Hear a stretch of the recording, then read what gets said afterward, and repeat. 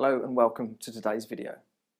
Today I'm going to show you an MACD trading strategy, or MACD as some people call it, and I'm going to apply it to 6 different Forex markets and 4 different time frames, so totaling a combination of 24 charts to see how the strategy is going to perform.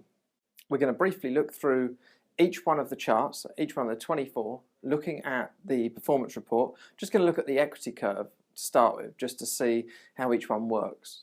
Now, when I was planning this video, it didn't go to plan whatsoever, because what I originally intended to do was use MACD and develop and show you the process of how I develop a decent trading strategy using the MACD indicator on some Forex pairs.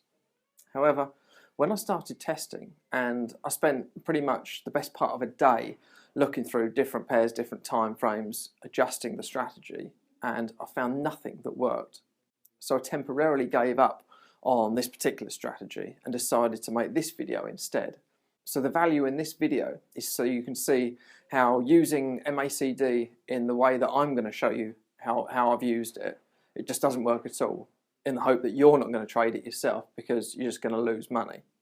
As always, I'm here to show you strategies and show you whether they work or whether they don't work. And as always, everything's backed up with data, it's backed up with tests. But that's not to say that you cannot, and people do not use MACD to create profitable strategies. It's just that the way that I've been using it, it just doesn't work for these Forex markets. Now, I test and trade through Multicharts, which is the development and trading platform.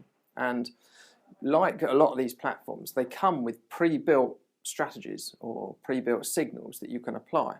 And with the MACD one, that's exactly what I'm using. I'm using their pre-built MACD signals for long trades and short trades.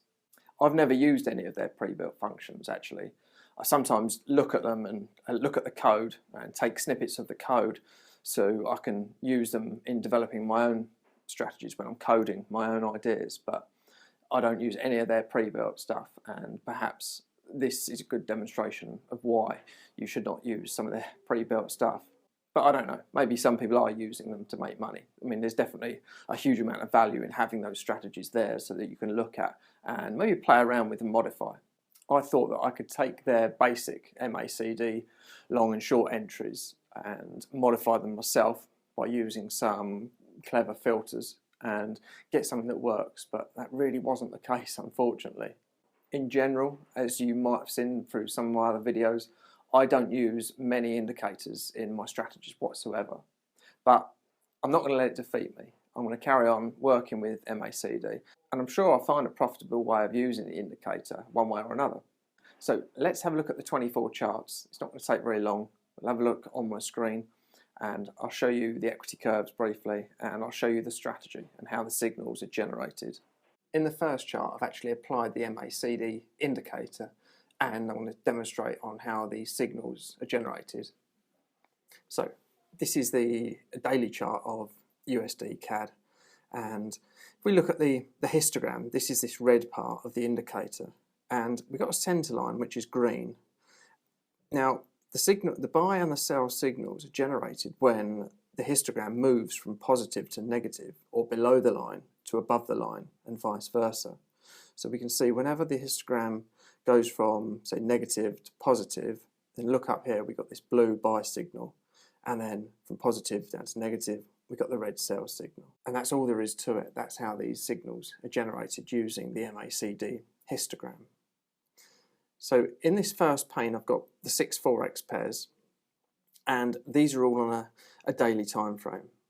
Then I've got another pane, which is a 4-hour time frame, or 1 hour, and I've got a 30-minute. So let's quickly have a look through them, looking at the equity curves. So pretty bad. I'm going to quickly just whiz through these equity curves, and if there's anything interesting, I'll stop and pause and we discuss it. But pretty much the whole picture is bad the whole way.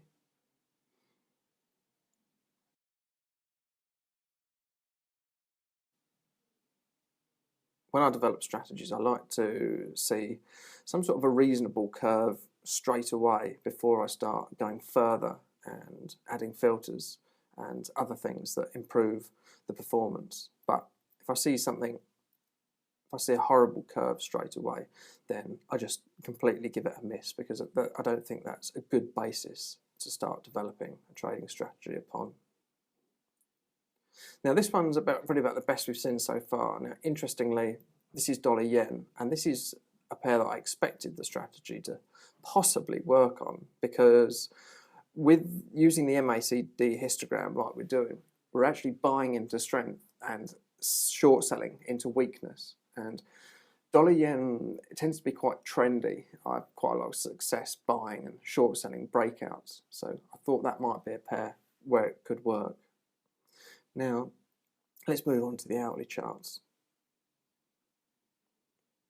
Start with euro dollar, and pretty much the picture is the whole same the whole way through. So I'm actually going to skip a few of these out, because you don't want to sit through all these bad equity curves. I'll just show you this one. This is a 4-hour, and this is on dollar yen, and it looks reasonable. And I actually spent a lot of time looking to develop this further, but it just didn't produce consistent results. If we have a look at the total trade analysis, we see the average trade value of about 1200. That means the average trade is worth 1 pip, which is nowhere near enough, because after we've paid spreads and commissions, we're going to be into negative territory. For me to get a decent average trade, maybe up to 10,000 yen per trade, I'd have had to do a lot of work, and I did a lot of work, but the results just weren't consistent. The curve lost its consistency, and I wasn't happy with it. I apologise, that was actually on the hourly time frame, not the 4-hour. Look at the 30-minute USD, JPY again. Interestingly, from memory, this didn't work whatsoever. Now that shows some sort of inconsistency, which I don't like. So I'm just not comfortable with this strategy as a whole. Something I do want to show you is, look at this, Australian dollar, US dollar, and look how terribly, perfectly bad that equity curve is. Now some of you might say, well, what about if we flip that over, and if that was an equity curve moving from the bottom left to the top right of the screen, that would actually look like quite a reasonable equity curve, wouldn't it? So what about just reversing the rules for the strategy? Well, it's a valid point, that's a good point. So I've actually done that. Let's take a look at that now. So this here is the reverse rules using Australian dollar on the 30-minute chart. So let's see what the equity curve looks like for that. Now, actually looks quite reasonable, doesn't it? However, like with the dollar yen example that I mentioned, the average trade value is just too small. So what that means is, again, once I've applied slippage, commissions, so a bit of trading costs, which are bound to have, it's not going to be particularly good. And I'll demonstrate that now quickly. So let's apply a few pips worth of trading costs, or apply a few pips of spread. So now we've got 2 pips in and 2 pips out for trading costs. And look what it does to the equity curve. Just completely ruins it. So although the behaviour might be there, which is good, once we've applied trading costs, it's just a money losing strategy, not something that we can trade with. And unfortunately, that was the case with the rest of the time frames and the rest of the Forex pairs too. Guys, if you find this video or this sort of development or analysis useful, then please click the like button now. And if you haven't already, please subscribe, and you'll get more strategy videos. And I promise most of the strategy videos that you'll see are actually decent ones that you can go away with and trade to make money. So while I'm sorry I couldn't show you a decent trading strategy to use with MACD indicator, I hope now you can go away and eliminate using MACD in this way, because all you're going to do is lose money if these are the signals that you take.